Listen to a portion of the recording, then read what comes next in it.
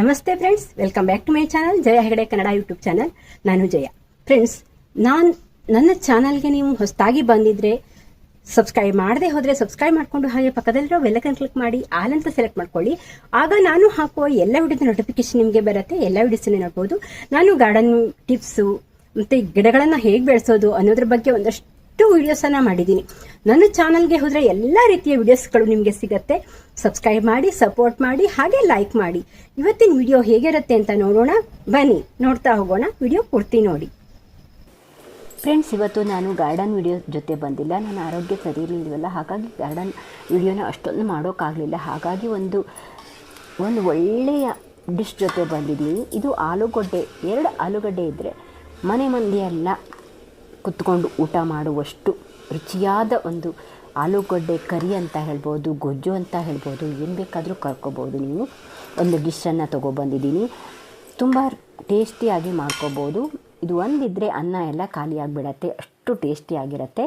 ನಾನು ಇದಕ್ಕೆ ನೋಡಿ ಬೆಳ್ಳುಳ್ಳಿನ ಒಂದು 2ರಿಂದ 3 ಬೆಳ್ಳುಳ್ಳಿನ ಸಿಪ್ಪೆ ತೆಗೆದು ಇಟ್ಕೊಂಡಿದ್ದೀನಿ. ಹಾಗೆ 2 ಆಲೂಗಡ್ಡೆನ ತೊಗೊಂಡಿದ್ದೀನಿ. ಮತ್ತು ಒಂದು ಮುಷ್ಟಿ ಆಗುವಷ್ಟು ಬ್ಯಾಡಗಿ ಮೆಣಸನ್ನು ಇಟ್ಕೊಂಡಿದ್ದೀನಿ. ಅದಕ್ಕೆ ಒಂದು ಸ್ವಲ್ಪ ಬಿಸಿ ನೀರನ್ನು ಹಾಕಿ ನೆನೆಸ್ಕೋತೀನಿ. ನೋಡಿಲಿ, ನಾನಿಲ್ಲಿ ಬಿಸಿ ನೀರನ್ನು ಹಾಕಿ ನೆನೆಸ್ಕೋತೀನಿ. ನೀವು ಯಾವ ರೀತಿ ಮಾಡ್ತೀರಾ ಅಂತ ಕಾಮೆಂಟ್ ಮಾಡಿ. ನೀವು ಮಾಡ್ಬೋದು, ಇದನ್ನು ಯಾವ ರೀತಿ ಮಾಡ್ತೀರಾ ಅಂತ ಕಾಮೆಂಟ್ ಮಾಡಿ. ಹಾಗೆ ನೋಡಿ, ನಾನು ಆಲೂಗಡ್ಡೆನ ಚಿಕ್ಕ ಪೀಸಸ್ಗಳನ್ನಾಗಿ ಮಾಡ್ಕೊಂಡಿದ್ದೀನಿ. ನೀವು ಬೇಕಾದರೆ ಬೇಯಿಸಿ ಕೂಡ ತೊಗೋಬೋದು.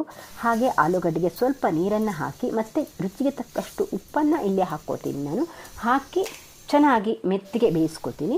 ನೋಡ್ಬೋದು, ನಾನಿಲ್ಲಿ ಹುಣಸೆ ಹಣ್ಣು, ಒಂದು ಲಿಂಬೆಹಣ್ಣು ಗಾತ್ರದ ಹುಣಸೆ ಹಣ್ಣನ್ನು ತೊಗೊಂಡಿದ್ದೀನಿ. ನಾನು ತಗೊಂಡಿರೋವಂಥ ಮೆಣಸಿಗೆ ಅದು ಸರಿಯಾಗಿತ್ತು, ಅಷ್ಟು ತೊಗೊಂಡಿದ್ದೀನಿ. ನೋಡಿಬೋದು, ಇಷ್ಟು ಹುಣಸೆ ಹಣ್ಣನ್ನು ನೀರಲ್ಲಿ ಹಾಕಿ ನೆನೆಸ್ಕೊಂಡಿದ್ದೆ. ಅದು ಮೆತ್ತಿಗೆ ಇದೆ. ನೀವು ಬೇಕಾದರೆ ಇನ್ನೊಂದು ಸ್ವಲ್ಪ ಗಟ್ಟಿ ಇದೆ ಅಂತಾದರೆ ಒಂದು ಸ್ವಲ್ಪ ನೆನೆಸ್ಕೋಬೋದು. ಹಾಗೆ ಅದನ್ನೆಲ್ಲ ನಾನು ಮಿಕ್ಸಿಗೆ ಹಾಕಿ ಚೆನ್ನಾಗಿ ಪೇಸ್ಟ್ ಥರ ಮಾಡ್ಕೊತೀನಿ.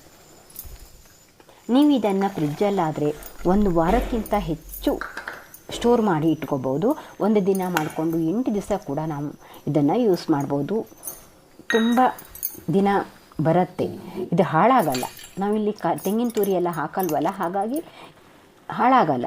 ಎಷ್ಟು ದಿವಸ ಬೇಕಾದರೂ ನೀವು ಇದನ್ನು ಇಟ್ಟುಕೊಂಡು ಸ್ಟೋರ್ ಮಾಡಿ ಇಟ್ಕೊಂಡು ಬಳಸ್ಕೋಬೋದು. ಆಫೀಸಿಗೆಲ್ಲ ತೊಗೊಂಡು ಹೋಗಲಿಕ್ಕೂ ತುಂಬ ಟೇಸ್ಟಿಯಾಗಿರುತ್ತೆ. ನೋಡಿ, ಆಲೂಗಡ್ಡೆ ಬೆಂದಿದೆ. ಹಾಗೆ ಅದನ್ನು ನಾನು ಚೆನ್ನಾಗಿ ಪೇಸ್ಟ್ ಮಾಡ್ಕೊಂಡಿದ್ದೀನಿ. ಈಗ ನೋಡಿ, ಆಲೂಗಡ್ಡೆ ಬೆಂದ ಮೇಲೆ ನಾವು ಪೇಸ್ಟ್ ಮಾಡ್ಕೊಂಡಿರುವಂಥ ಆ ಪೇಸ್ಟನ್ನು ಹಾಕಿ ಚೆನ್ನಾಗಿ ಕುದಿಸ್ಕೋತೀನಿ. ನೋಡ್ಬೋದು, ನಿಮಗೆ ಯಾವ ರೀತಿ ಹದದಲ್ಲಿ ಬೇಕೋ ಆ ಹದದಲ್ಲಿ ನೀವಿಲ್ಲಿ ಹಾಕ್ಕೋಬೋದು. ನಾನಿಲ್ಲಿ ಒಂದು ಮೀಡಿಯಮ್ ದಪ್ಪನಾಗಿ ಮಾಡ್ಕೋತೀನಿ. ನಾನಿಲ್ಲಿ ಅನ್ನಕ್ಕೆ ತೊಗೋತೀನಿ, ಹಾಗಾಗಿ ಸ್ವಲ್ಪ ದಪ್ಪನಾಗೆ ಮಾಡ್ಕೋತೀನಿ. ನೀವು ಯಾವ ಹದದಲ್ಲಿ ಬೇಕೋ ಆ ಹದದಲ್ಲಿ ನೀವು ಮಾಡ್ಕೋಬೋದು. ನೋಡ್ಬೋದು, ನಾನಿಲ್ಲಿ ಅದಕ್ಕೆ ಮಿಕ್ಸಿ ಜಾರ್ಗೆ ನೀರನ್ನು ಹಾಕಿ ತೆಳ್ಳಗೆ ಸ್ವಲ್ಪ ಮಾಡಿಕೊಂಡು ಅದನ್ನು ಕುದಿಸ್ಕೋತೀನಿ. ನೀವು ಎಷ್ಟು ಕುದಿಸ್ತೀರೋ ಅಷ್ಟು ಅದು ಟೇಸ್ಟಾಗಿರುತ್ತೆ ಮತ್ತು ಬಾಳಿಕೆ ಕೂಡ ಬರುತ್ತೆ. ಅಂದರೆ 8 ದಿವಸ ಕೂಡ ಹಾಳಾಗಲ್ಲ. ಸ್ವಲ್ಪ ನಾವು ಕಡಿಮೆ ಕುದಿಸೋದ್ರಿಂದ ನಿಮಗೆ ಜಾಸ್ತಿ ದಿವಸ ಇಡೋಕ್ಕಾಗಲ್ಲ. 2 ದಿವಸಕ್ಕೆಲ್ಲ ನೀವು ಅದನ್ನು ಖಾಲಿ ಮಾಡಿಬಿಡ್ಬೇಕಾಗತ್ತೆ. ಹಾಗಾಗಿ ಆದಷ್ಟು ಚೆನ್ನಾಗಿ ಕುದಿಸ್ಕೋಬೇಕಾಗತ್ತೆ. ನೀವು ಸ್ಟೋರ್ ಮಾಡಿ ಇಟ್ಕೋತೀರಾ ಅನ್ನೋದಾದರೆ ಚೆನ್ನಾಗಿ ಕುದಿಸ್ಬೇಕು. ನೋಡಿ, ನಾನಿಲ್ಲಿ ಈ ಹದದಲ್ಲಿ ಮಾಡ್ಕೊಂಡಿದ್ದೀನಿ. ಮತ್ತು ಅದು ನಾವು ಕುದಿಯೋವರೆಗೆ ತುಂಬ ದಪ್ಪ ಆಗಿಬಿಡತ್ತೆ. ಹಾಗಾಗಿ ಇನ್ನೂ ತೆಳುವಾಗಿ ಕೂಡ ನೀವು ಮಾಡ್ಕೋಬೋದು. ಹಾಗೆ ನೋಡಿ, ಒಂದು ಸಾರಿ ಚೆನ್ನಾಗಿ ಕುದಿಸ್ಕೊಬಿಡ್ತೀನಿ. ಅದು ಹಸಿ ವಾಸನೆ ಎಲ್ಲ ಹೋಗೋವರೆಗೆ ಚೆನ್ನಾಗಿ ಕುದಿಸ್ಕೋತೀನಿ. ಆಮೇಲೆ ನಾನು ಇದಕ್ಕೆ ಕೊಬ್ಬರಿ ಎಣ್ಣೆನ ಹಾಕ್ತೀನಿ. 1 ಗ್ಲಾಸಷ್ಟು ಕೊಬ್ಬರಿ ಎಣ್ಣೆನ ಹಾಕ್ಕೊಂಡಿದ್ದೀನಿ.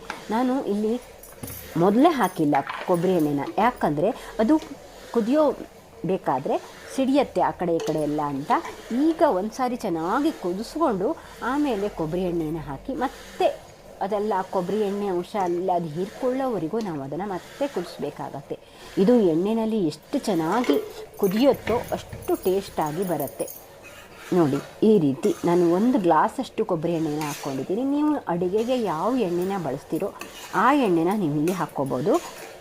ನೋಡ್ಬೋದು, ಈ ರೀತಿ ಚೆನ್ನಾಗಿ ಮೀಡಿಯಮ್ ಫ್ಲೇಮಲ್ಲಿ ನಾನು ಇದನ್ನು ಒಂದು ಅರ್ಧ ಗಂಟೆಗಳ ಕಾಲ, ಟೋಟಲ್ ಒಂದು ಅರ್ಧ ಗಂಟೆಗಳ ಕಾಲ ನಾನು ಇದನ್ನು ಕುದಿಸ್ಕೊಂಡಿದ್ದೀನಿ. ನೋಡ್ಬೋದು, ಈ ರೀತಿ ಕುದಿಸ್ಕೊಂಡ್ರೆ ನೀವು 8 ದಿವಸ ಕೂಡ ಇಟ್ಕೋಬೋದು.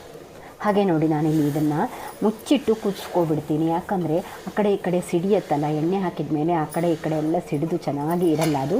ಹಾಗಾಗಿ ನೋಡಿ ಮುಚ್ಚಿಟ್ಟು ಚೆನ್ನಾಗಿ ಕುದಿಸ್ಕೊಂಡು ಆಮೇಲೆ ನೀವು ಅನ್ನದ ಜೊತೆ, ಇಡ್ಲಿ ಜೊತೆ, ಯಾವುದ್ರ ಜೊತೆ ಬೇಕಾದರೂ ನೀವು ಅದನ್ನು ಹಾಕ್ಕೋಬೋದು. ತುಂಬ ರುಚಿಯಾಗುತ್ತೆ. ಸ್ವಲ್ಪ ಎಣ್ಣೆ ತುಪ್ಪ ಏನಾದರೂ ಮೇಲಿಂದ ಹಾಕ್ಕೊಂಡು ಅನ್ನಕ್ಕೆ ಇದನ್ನು ಹಾಕ್ಕೊಂಡು ಊಟ ಮಾಡಿದರೆ ಅನ್ನ ಎಲ್ಲ ಖಾಲಿ ಆಗಿಬಿಡತ್ತೆ. ನಮಗೆ ಜ್ವರ ಬಂದು ಬಾಯಿ ರುಚಿ ಇರಲ್ಲ, ಆ ಟೈಮಲ್ಲಿ ಈ ರೀತಿ ಇದು ಮಾಡಿಕೊಂಡ್ರೆ ಬಾಯಿ ರುಚಿ ಕೂಡ ಆಗುತ್ತೆ. ಸ್ವಲ್ಪ ಅನ್ನ ಜಾಸ್ತಿನೇ ಹಿಡಿಯುತ್ತೆ ಹೊಟ್ಟೆಗೆ. ಒಂದು ಸಾರಿ ಟ್ರೈ ಮಾಡಿ. ನೀವು ಮಾಡೋದಾದರೆ ಯಾವ ರೀತಿ ಮಾಡ್ತೀರಾ ಅಂತ ಕಾಮೆಂಟ್ ಮಾಡಿ ಫ್ರೆಂಡ್ಸ್. ನನ್ನ ಆರೋಗ್ಯ ಈಗ ಸ್ವಲ್ಪ ಸುಧಾರಣೆ ಆಗ್ತಾ ಇದೆ. ಇನ್ಮೇಲೆ 2 ದಿವಸಕ್ಕೊಂದು ಸಾರಿ ವಿಡಿಯೋ ಮಾಡೋಣ ಅಂತ ಅನ್ಕೋತೀನಿ. ನೋಡೋಣ ಏನಾಗುತ್ತೆ ಅಂತ. ಗಾರ್ಡನಿಂಗ್ ವಿಡಿಯೋಸ್ ಇನ್ನು ಮುಂದೆ ಬರ್ತಾ ಇರುತ್ತೆ. ಹಾಗಾಗಿ ನೀವು ಇನ್ನೂ ಸಬ್ಸ್ಕ್ರೈಬ್ ಮಾಡದೇ ಇದ್ದರೆ ಸಬ್ಸ್ಕ್ರೈಬ್ ಮಾಡ್ಕೊಳ್ಳಿ. ನೋಡಿ ಈ ರೀತಿಯ ಹದದಲ್ಲಿ ನಾನು ಅದನ್ನು ಸ್ಟೋರ್ ಮಾಡಿ ಇಟ್ಕೋತೀನಿ. ಹಾಗೆ ಒಂದು ಲೈಕ್ ಮಾಡಿಬಿಡಿ ಫ್ರೆಂಡ್ಸ್. ನೋಡ್ಬೋದು ಎಷ್ಟು ಚೆನ್ನಾಗಿ ಬಂದಿದೆ. ಕಲರ್ ಕೂಡ ಚೆನ್ನಾಗಿ ಬಂದಿದೆ.